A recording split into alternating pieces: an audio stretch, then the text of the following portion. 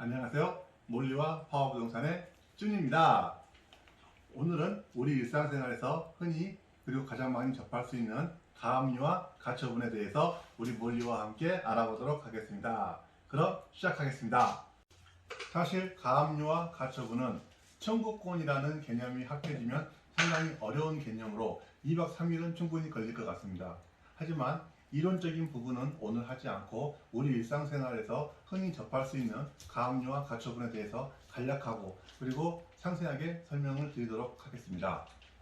자, 그럼 첫 번째로 가압류와 가처분의 공통점은 채무자가 가지고 있는 재산권에 대하여 그 재산권의 소유권을 금지하거나 제한하거나 또는 채무자가 가지고 있는 어떤 권한에 의한 물건에 대해서 점유의 이전을 금지를 하거나 또한 채무자가 어떤 행위를 하고자 할 경우에 그것을 못하게 할 수 있는 채권자의 권한이라고 할 수 있겠습니다.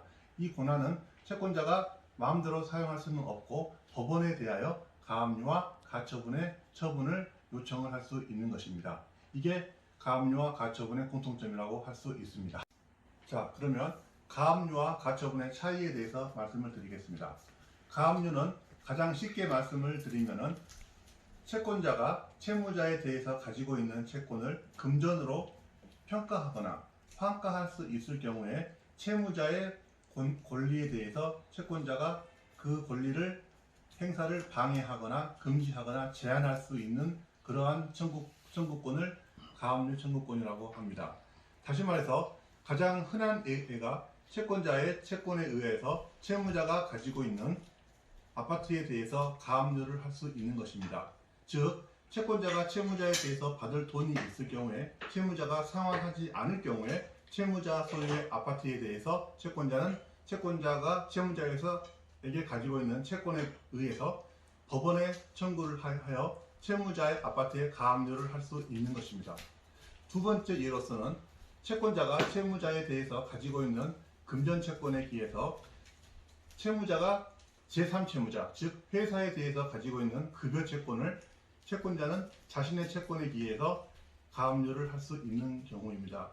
이와 같이 가압류는 채권자가 채무자에 대해서 가지고 있는 채권이 금전으로 평가될 수 있는 경우에 우리가 흔히 사용할 수 있는 채권 제한의 어떤 채권 행사 제한의 하나의 방법이라고 할 수 있겠습니다. 자, 그러면 가처분은 가압류와는 다르게 채권자의 채무자에 대한 채권이 금전으로는 환가할 수 없거나 평가할 수 없는 경우에 채권자가 가지고 있는 채권에 기하여 채무자의 권한 행사를 방해하는 경우를 말하는 것입니다.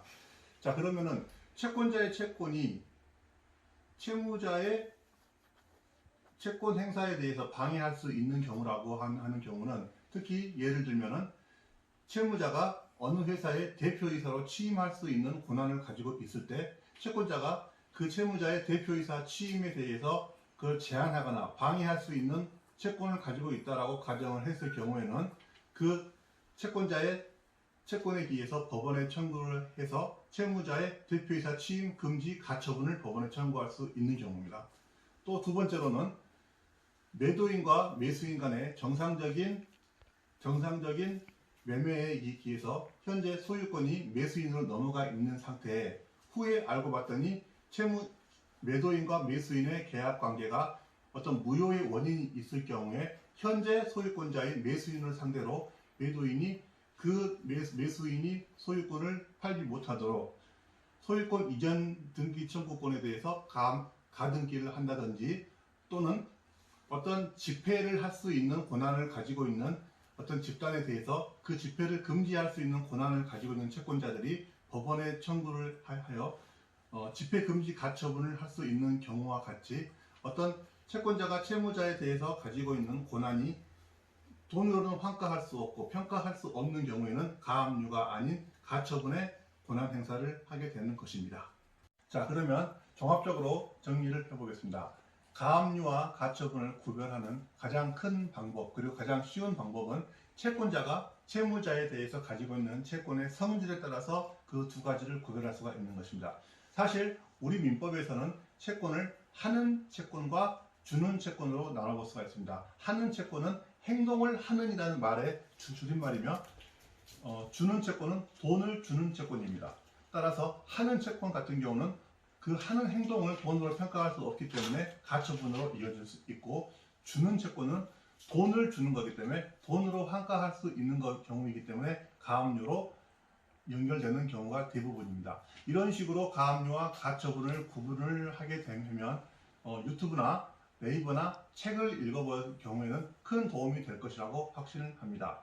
이상으로 가압류와 가처분에 대한 법률적인 설명은 마치고, 다음 영상은 더 좋은 컨텐츠로 여러분을 찾아뵙겠습니다. 많은 사랑 부탁드립니다. 감사합니다. 감사합니다.